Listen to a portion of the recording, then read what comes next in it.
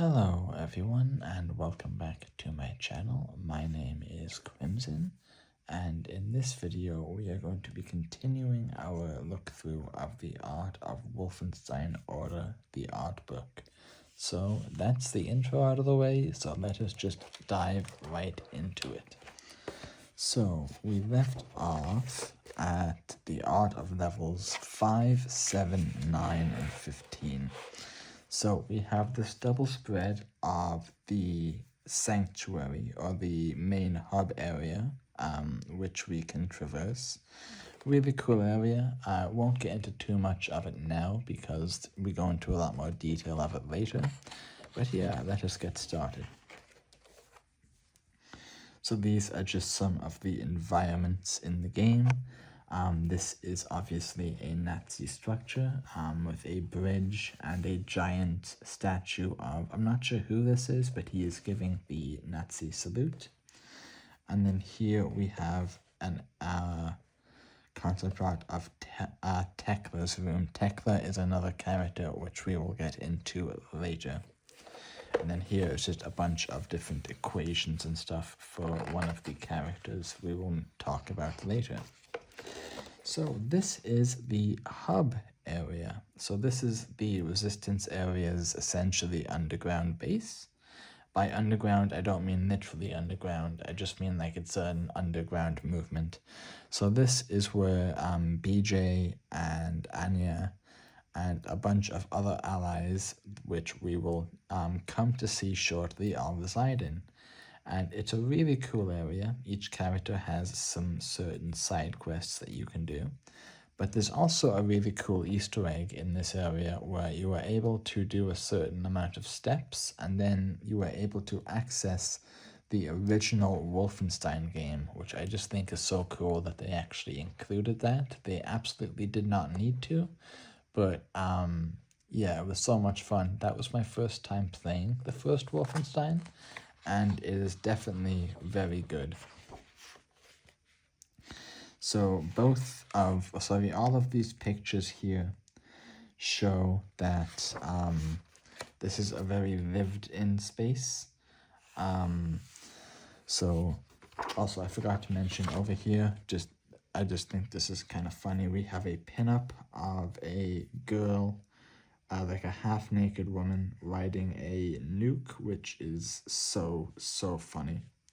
So this is art of Caroline's room. This is also art of Caroline's room. This is art of a secret passage, and this is an art of Wyatt's room. So Wyatt was one of the two characters that we had the choice to either save or kill. If you decided to save Wyatt, this is his room here. Caroline is a character which we will discuss later once we are introduced to her properly. So here we have a bunch of different rooms. So here is Max's room. As you can see, it looks very much like a child's room, which makes sense given Max's character. This down here is a concept art of the main briefing room. This is where we go to start new missions. This is concept art of Fergus's room, so similar to Wyatt, if you chose to save Fergus, which I always do, this is his room here. I think the difference between, where is it, of Wyatt's room, which is very clean and organized and plants and everything, because he you know, even though it's been a while, he's still a very young man. Whereas Fergus's room, now that he's essentially a very old man and a very bitter man, is in complete disarray, very dirty and disorganized. And this is concept art of Klaus's room. So this is Klaus here. Sorry, I have the hiccups, unfortunately. And this is Max.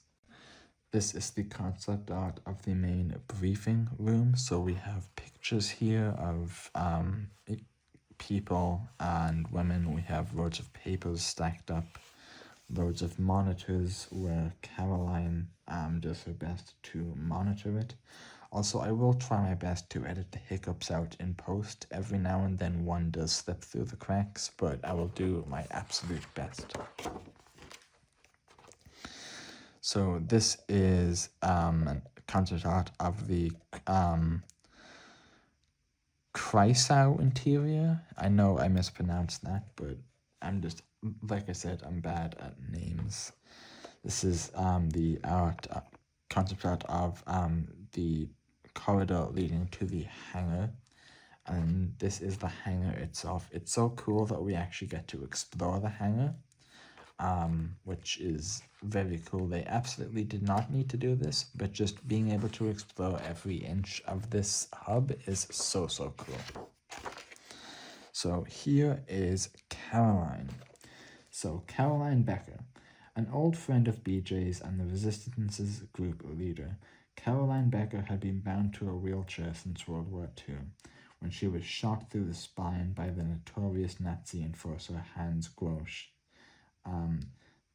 The severe injury left her body paralyzed from the waist down, but her spirit remains unbroken. She has an important part to play in this fight, and her eyes are firmly set on crushing the Nazi regime and everything it stands for. Born and raised in the German city of Eisenstadt, Caroline was orphaned when the Nazis killed her father. The incident only served to strengthen her hatred for the Nazis' oppression, and because of her resolve, she emerged as the leader of the premier resistance movement in Germany, the Kreisau Circle. I believe I am saying that correctly, I think. So this is one of the tattoos that she has on her chest. Very cool. You can see it in a bit more detail here. She is a very cool character, and despite being bound to a wheelchair, she is tough as nails.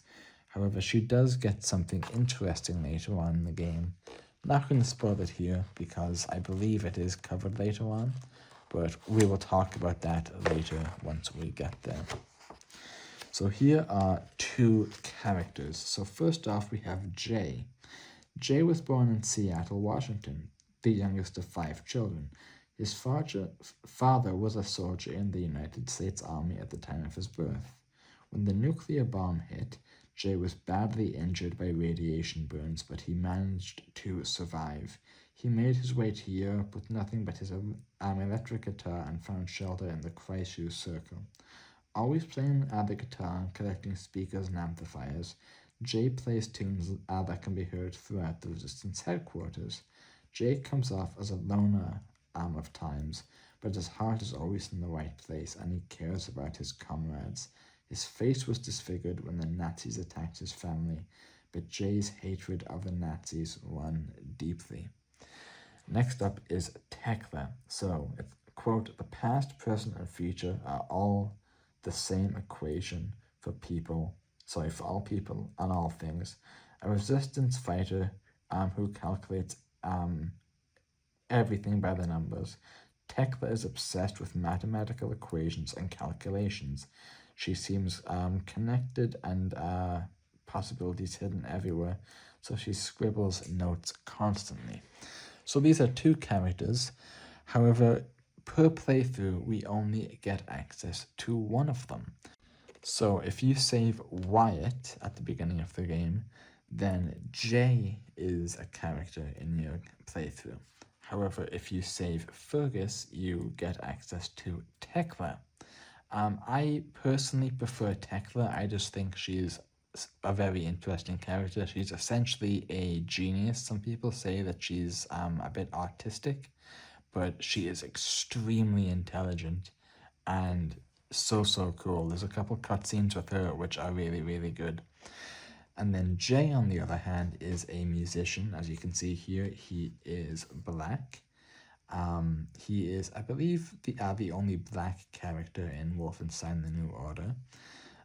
One of the cool things about him is he is very into psychedelics and playing his guitar. So if you have Jay with you, there's a cutscene where him and BJ absolutely trip balls on LSD. Now, there's a little bit of a fan theory about Jay. Jay is essentially meant to be Jimi Hendrix, based on his appearance, his voice, and what it says about him playing the guitar. The theory that fans speculate is that the reason that he has his face covered due to burns is so that the devs did not have to license Jimi Hendrix's likeness. So I find that kind of interesting. I'm not sure if I fully believe it, but even if he is not Jimi Hendrix himself, he is absolutely meant to represent Jimi Hendrix. Jimi Hendrix, if you don't know, is one of the best, if not the best, guitar player ever. I'm not even into music with guitars and stuff, but Jimi Hendrix's music is beyond incredible. So here we have Klaus. Klaus is probably my favorite member of the Resistance, just due to the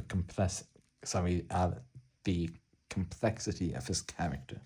So Klaus Kreutz was once a card-carrying Nazi making a living as an army officer before the war broke out. However, when his family was killed by the secret police, Klaus decided he would fight back and destroy the Nazis. Though his underground network connections, he came into contact with Caroline, who persuaded him to join the Kreishu Circle. So it doesn't say it here, but what is explained in the game was that Kraus was essentially part of like the Hitler Youth, and he says that when he officially became a Nazi and got the uniform, that it was the proudest moment of his life. So for a time being, he was a Nazi through and through. However, his son was born with some defects. I can't remember if they were mental defects or physical defects. And thus the secret police found out and came and killed his wife and son, which turned Klaus from being a Nazi lover and being so proud to be one to being someone who wants to destroy them at all costs to avenge his family. We have a really cool picture here of Klaus.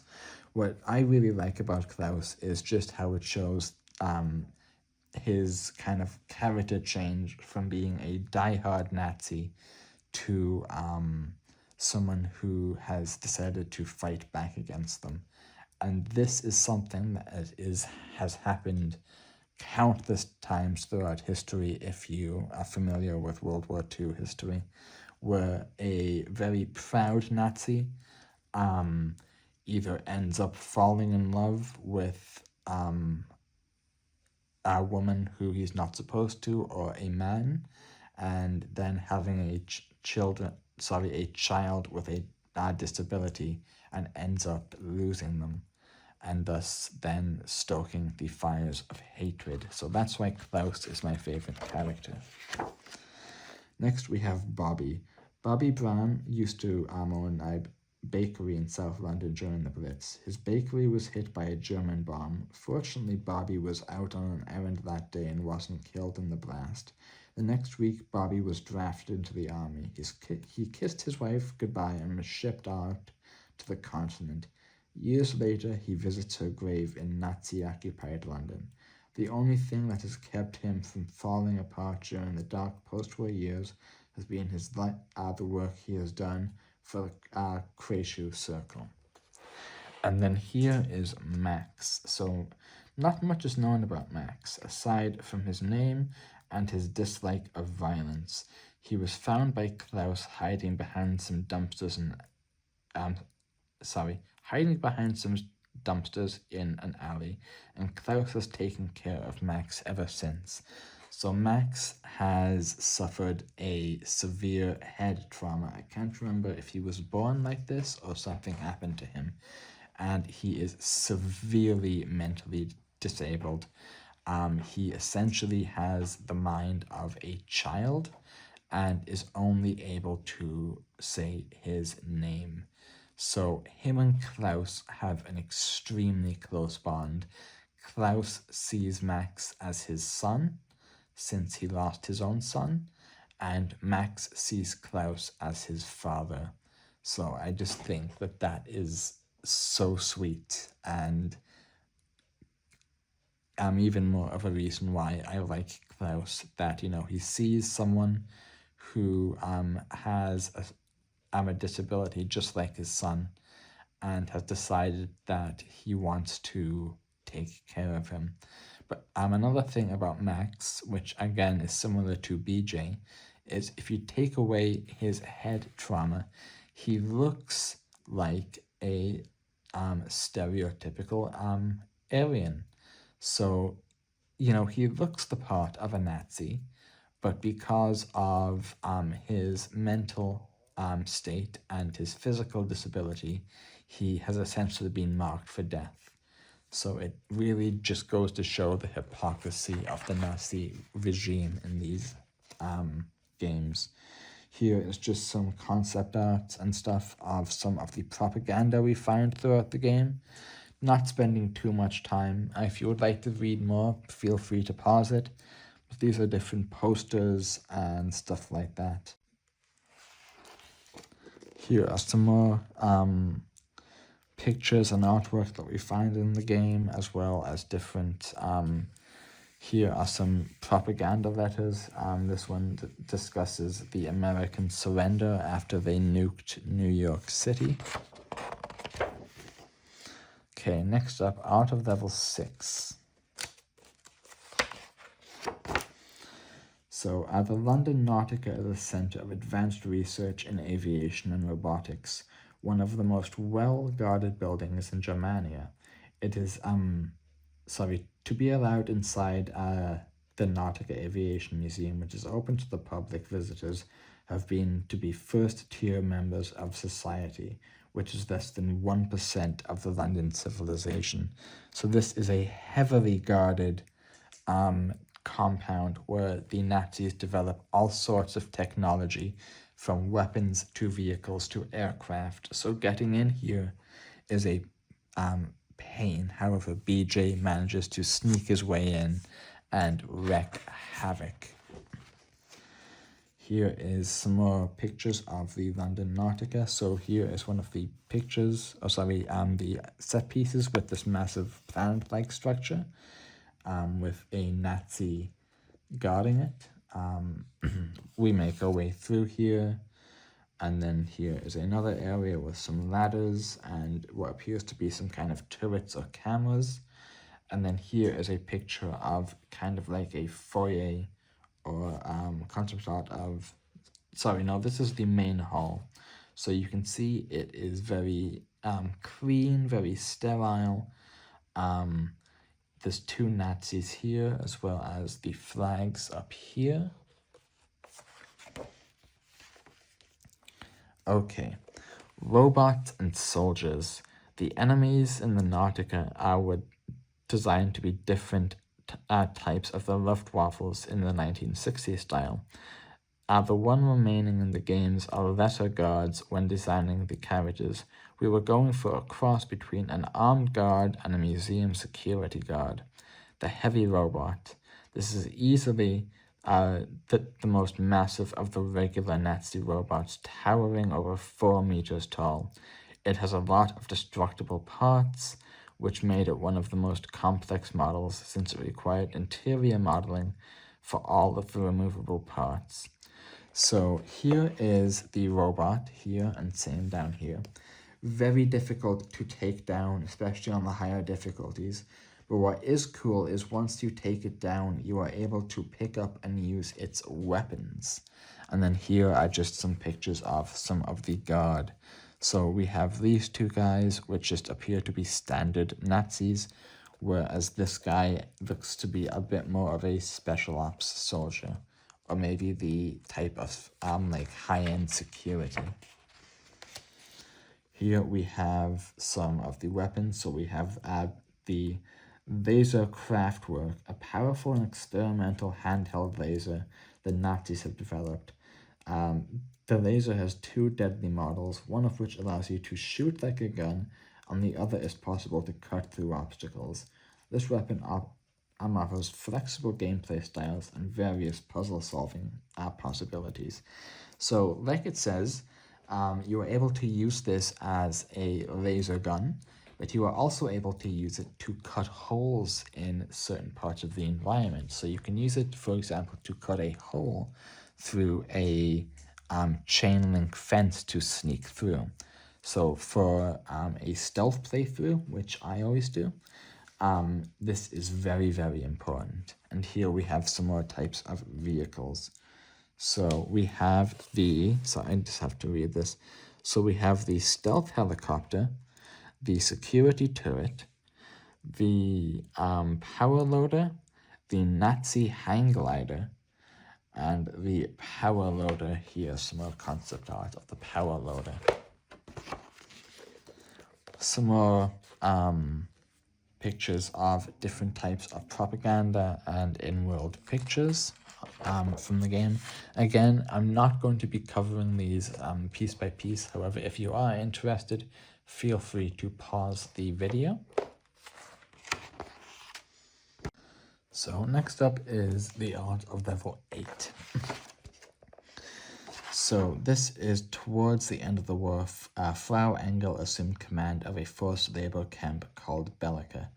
The camp is a dark place, and she runs she runs the day-to-day operations with an iron fist. Camp Bellica is the main supplier of cement used by Nazis to create the super concrete. Super concrete is the building material that the Nazis use to build all of their buildings and infrastructure. So this is essentially a concentration camp. And in one of the missions, BJ Blazkowicz goes undercover and purposely goes inside this area to extract a extremely knowledgeable and intelligent Jewish scientist. But we will talk about him once we get to his character page. So here are some of the NPCs. The prisoners of the Camp Bellica consist of a variety of people, mainly from Europe and Northern Africa, who have been deemed undesirable to the Nazis. So this would be the Eastern European Jews and the Africans who are black, which both of the Nazis both hate. So down here we have two pictures of some of the prisoners, a male and a female. This is the female, this is the male. Here we have some of the guards of the camp. So this is art of the camp commander. So as you can see, he is a very well-dressed man with the Nazi cap. However, he doesn't actually appear quite young, which is interesting. This is concept art of the riot guard. So this is the heavy-duty guard, which I'm assuming would only come into play during riots. And then here we just have your typical prison guard, which is not as intimidating as the riot guard, but definitely very ruthless, especially with his baton. Herr Frost. Frau Engel has a gruesome machine in the camp at her disposal named Herr Frost. He functions as a peacekeeper and makes sure that the prisoners are kept in order. He is a robot with an automated feature that also a mecha that can have a human pilot. So by peacekeeper, it essentially means that if someone steps out of line, this thing comes up, grabs them, squeezes the life out of them, and then tosses them into an incinerator, which is located here. So yeah, peacekeeper, quote unquote. This is another picture of Herr Frost here, and you can even see some of the chains. Imagine being grabbed by this thing though, and it even has a spike down here. Oh my god. And also a chain gun. I actually did not realize the full design of this until going through this book. We also have a swastika here, but it's more of like a vent style. So maybe this is meant for like the pilot of the mech, but I don't know how practical looking through a swastika is in terms of actually having a good field of vision for your mech. Here are some more graphics and stuff. These graphics are mainly located inside the prison camp. As you can see, there's shovels, there's workers, there's a man in striped clothing behind some barbed wire. Art of level 10. So the player gets to see the underbelly of Germania in this abandoned complex system of sewer tunnels and aqueducts with caved-in sections that are no longer in use. There's tricky navigation and puzzles to solve in this area. So this area is, I believe it is the first underwater level of the series, and is actually not a bad underwater level. Most underwater levels are absolutely bad. I was going to say something, but again, trying not to swear on this channel. So here we have, this is the elevator room, this is the train passage room, this is the pipe room, and this is the concept art of the massive puzzle section. So we eventually make our way to like an interior train station that is heavily guarded by Nazis. This is the train here. It is a maintenance train. And here is a bunch of props and everything. So here is Super Soldatant 60. So the Super Soldatant 60 is a refined version of the original model, a new and improved metal golem who wields an MG60 and wears a face mask resembling a Greek statue. This is an enemy not to be taken lightly. So as you can see, he is very, very buff. His armor is extreme. He even has like a little mini nuke symbol here, so I'm assuming his armor is nuclear powered. He has a like metal face mask and is extremely bulky with his armor and his chain gun. So this is almost like the final type of the Super Soldatant that they have been making throughout this. So this is the art of level 11. So we started with the tight corridors and claustrophobic spaces that befit a submarine interior. So yeah, this mission is aboard a Nazi submarine, which is so cool. If you're familiar with World War II history, the Nazis were very, very fond of their submarines. So seeing the futuristic take on the submarine is so cool. And also boarding it and slaughtering its entire crew is even cooler. Anything to do with slaughtering Nazis in cool locations, I am a big fan of. So, Eva's Hammer. Concept art for the exterior of the Eva's Hammer. The Goliath submarine that's the biggest in the Nazi fleet. A nuclear submarine that carries jet fighters and is capable of massive destruction. This beast is far bigger than any submarine ever built, and it is run by one of the fleet's cruelest captains. Armed with a staggering number of torpedoes, it also holds some of the strongest elite forces in the Nazi army. Infiltrating this underwater fortress is an impossible task unless you like suicidal one-way trips. No one has attempted to infiltrate Eva's Hammer and survived. However, BJ is no ordinary man. He will attempt the impossible and sneak into Eva's Hammer. Also, side note, it is really crazy how like in the 1940s, people were just named BJ. Like, I'm not trying to be vulgar or anything on this channel, but I just think that's so funny, seeing how things turned out in the modern age. So this is the submarine in question. So this is concept art of the underwater dart acidic stash exterior. Some more of dart acidic stash. I am so sorry if you guys thought I was bad at German names and words. I am even worse at Hebrew names and words. So this is concept art of the hallway before the underwater dart acidic stash. So we make our way through here, and you can already tell, based on the technology, the architecture, and especially this walkway and this kind of hanging ornament here, that this place is very, very technologically advanced. So characters. The U-boat level has a variety of characters. The elite forces of Eva's Hammer consist of heavy shotgun elite enemies and heavy marines, all led by their captain. The player also gets to explore the ocean depths in the high-pressure diving suit. An exotic element we added to the game is the highly advanced armor powered by DAT UCID technology. We designed this with the idea of introducing something otherworldly.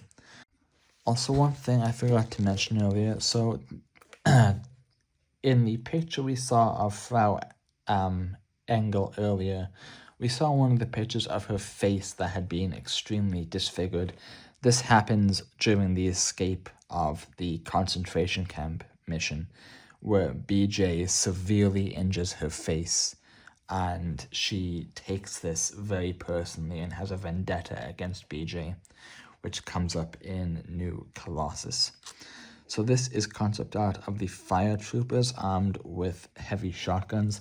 Really cool looking guys. I like the kind of red and black color scheme they have, along with this almost, I'm not sure what this actually is. It looks like some kind of breather system. So he has a gas mask with 2 tube filters that go to these shoulder mounted pieces. And then these shoulder mounted pieces go into this chest mounted pieces. So I wonder what that actually is. So here is concept art of the Dart Ayasud power armor, an ancient set of that protects and strengthens the wielder. So this is a ancient set of Hebrew power armor, and this armor is given to Caroline. If you remember, Caroline is wheelchair bound, but with this armor, not only is she able to walk, she essentially becomes a super soldier and is so badass, and it looks so cool. It's a really nice depiction of power armor. It's not too bulky, and Caroline uses it to the fullest of her ability. Concept art of the submarine captain here. This is some of the Navy elite forces and the standard Navy soldier. Some more types of props and weapons. Won't go too much into these. However, this is the cannon on the Eva's Hammer. So this is like the cannon on top of the submarine, which is quite cool.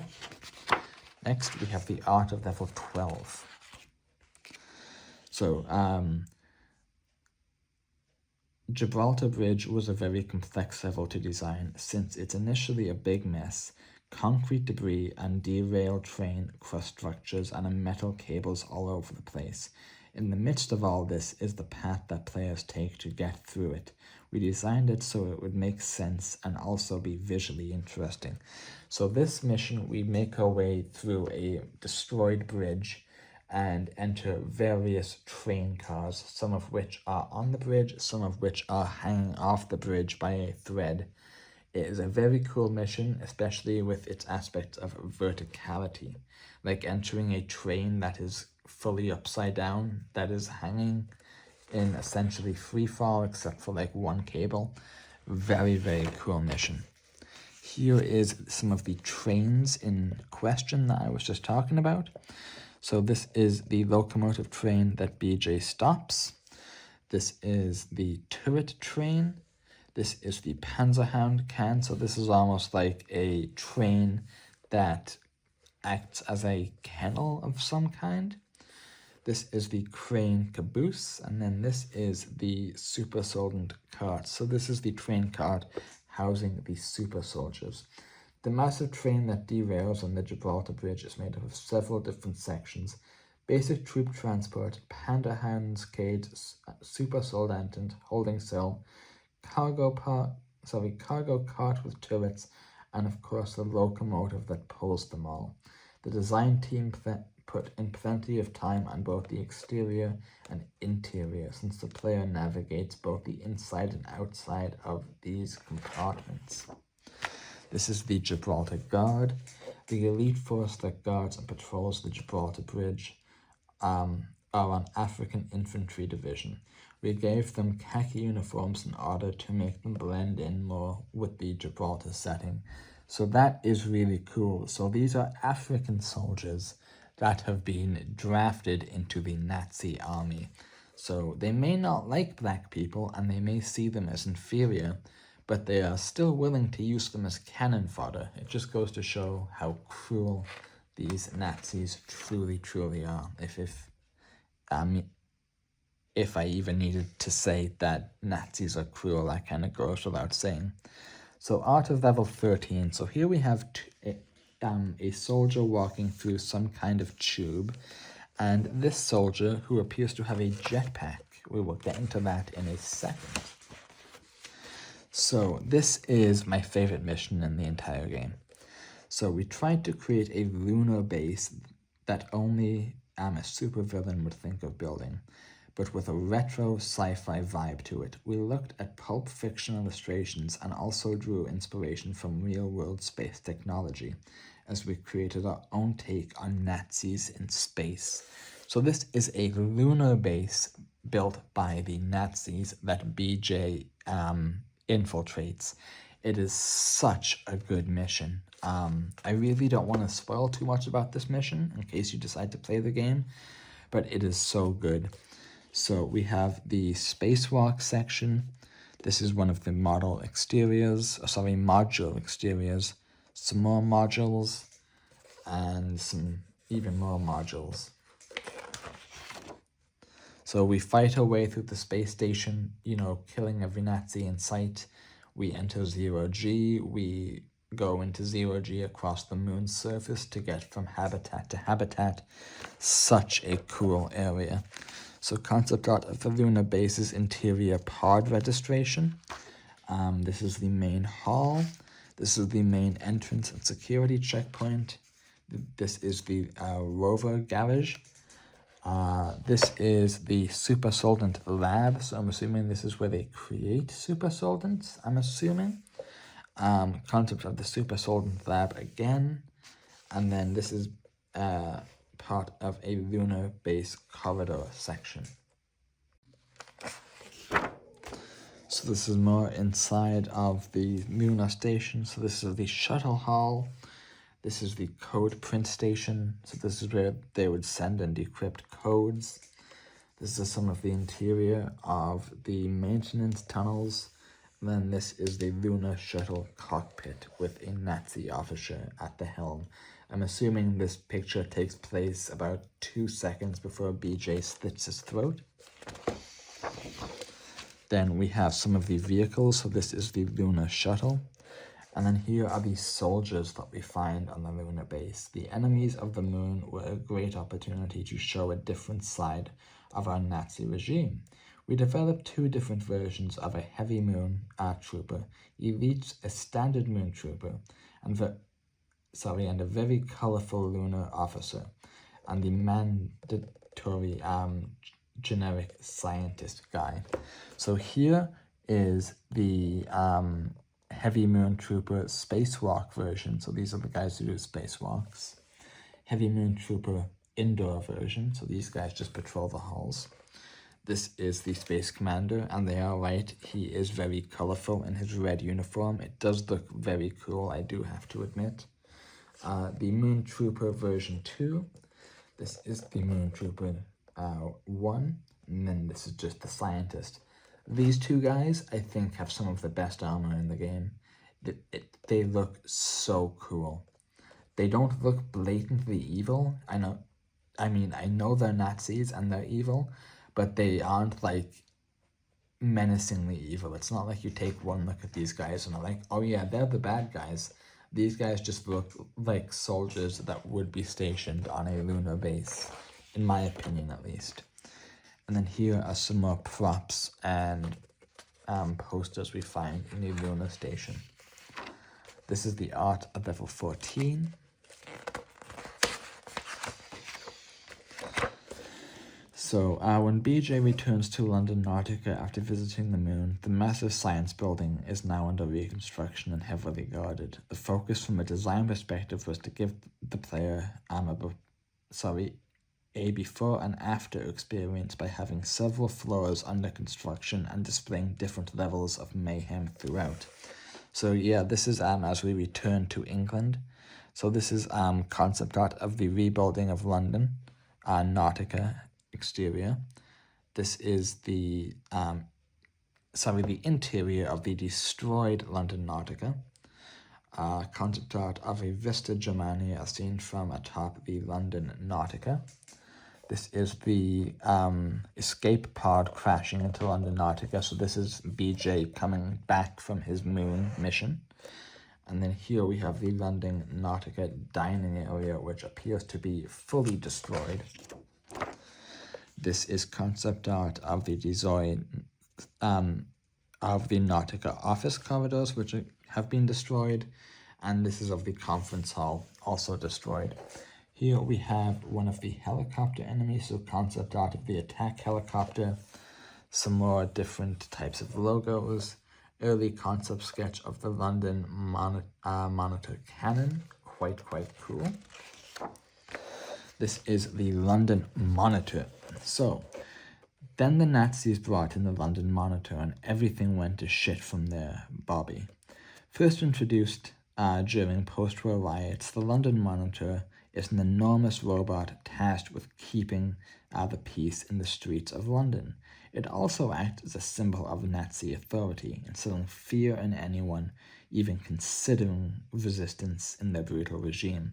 Working on the concept art and design for the monstrous beast was an ongoing challenge. There were so many parameters to take into consideration.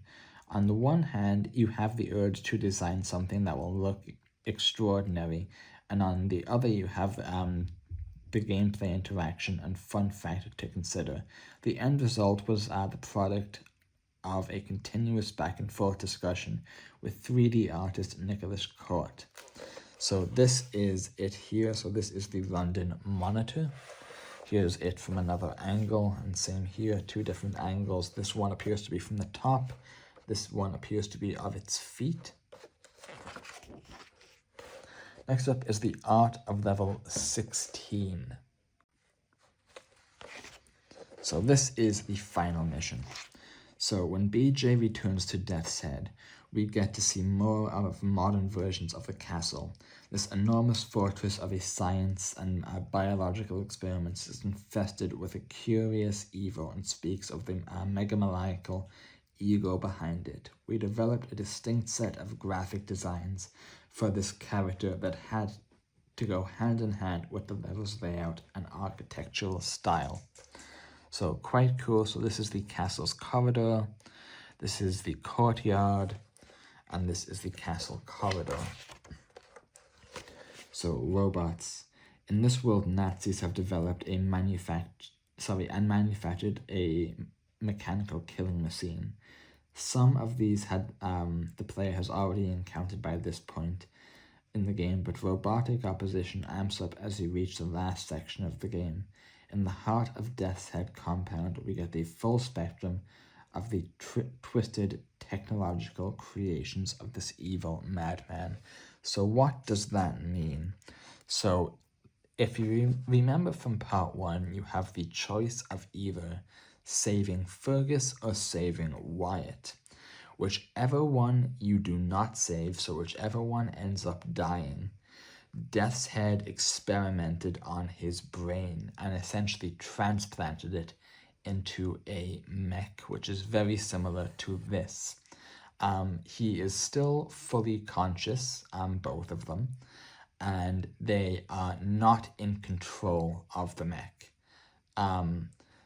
They may be a little bit in control of the mech, but what I mean is they do not want to kill BJ. During the entire fight, they are saying, please kill me, please kill me, please kill me.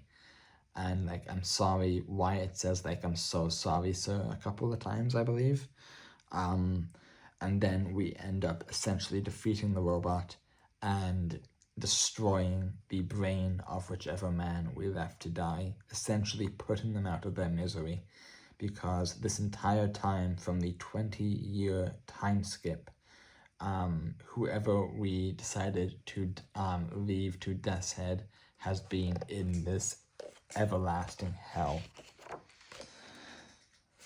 Here is some more concept art of some of the mechs. And then this is the 3D model of the final Death's Head mecha. So this is the mech that Death's Head himself pilots. As you can see, here's the pilot seat. And it has not 1, not 2, not 3, but 4 miniguns or Gatling guns on the side, which is crazy. So you have to do your best to take this out on the hardest difficulty. This is very difficult, and grenades and explosives are your best friend, but eventually you do end up defeating him and killing Death's Head, which is so rewarding and cathartic. Here's a 3D model of the Death's Head mecha tank. The Death's Head mecha tank. The idea behind the Death's Head mecha and tank was to feature them as the centerpiece of a multi-stage final showdown. Originally, the cockpit of this tank was a separate mecha under Death's Head control that detached from the main rig. In the end, we changed the staging of the fight to be less complex and more exciting. And then here we have some x-rays. So, in Death's Head Personal Lab, we show the player some of the weird experiments that take place here. These X-ray sheets bear witness to this twisted scientist's desire to combine man and machine. I'm not going to go through all of these, but you can see some of them. You know, this skull has some screws in its head. This guy's fingers seem to be elongated. Same with this guy's arm. It seems to have like a metal pole inside. There's screws in this man's jaw and skull and all sorts of horrific things. So yeah, Death's Head was a monster, and we did the world a good service by killing him. So next we just have a couple of final pages. So we have this one of BJ killing a Panzerhund. We have this one of BJ standing atop a dead Nazi or a dead Nazi robot in London with 2 shotguns. Here we have BJ versus one of the final mechs. I believe this is the Uber, I can't remember what his name is, but the final one, the Mark 60 type of mech. Again, BJ armed with 2 cannons, 2 shotguns, sorry. Here is BJ with a heavy weapon. These heavy weapons are so much fun to use in-game. And that, everyone, is the end of the book. So, thank you so much for watching. I really hope you enjoyed this series. This was an absolute treat for me to go through. I absolutely loved every minute of it. So, thank you so much for watching. I just want to give a quick shout out to my 2 Patreon supporters. So thank you Slice of Life for Life, and thank you Mary the Otaku. Your patronage means the world to me. And I also want to thank the rest of you for your viewership, which also means the world to me. So again, thank you so much for watching. My name has been Crimson. I'll see you guys in the next video, and I hope you have a good evening. Goodbye.